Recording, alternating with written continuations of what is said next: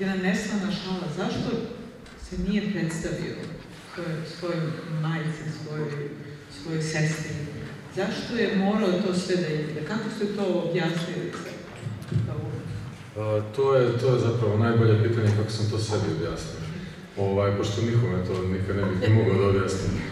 Veliki je mazohizam u pitanju i negdje išao sam iz tog nerva da ako je već pobjegao iz te kuće i ako je odlučio da se vrati nakon 20 godina i zatekao situaciju kakva jeste, da je sve otišlo u horor, da su i njegova majka i njegova sestra monstrumi,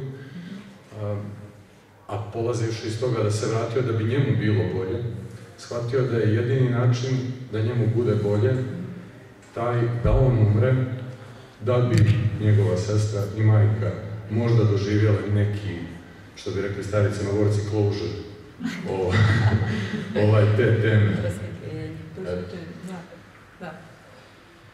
Dobro, ali kako, zašto, to mislim, mi je njegov kostim, on je nekim kratkim pantalonicama, to iz nekog perioda kada je bio mali, da se nekako duhom vratio u to doba.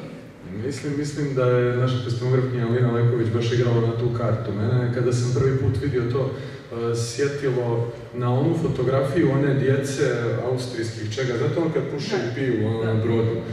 Tačno me sjetilo na to i negdje mi dalo čak i krila da krenem iz tog dječjeg. Da se baš vrati i majci i sestri u zagrljaj, kakvi gotovo monstrumi bili, koliko god ga ne prepoznavali, do te mjere da će se žrtvovati za njih. Gledat će ih oči, vidjet će da hoće da gubi, da me prepoznaju, ali evo, nosi, to je to. Supruga Marija je u stvari, meni se čini,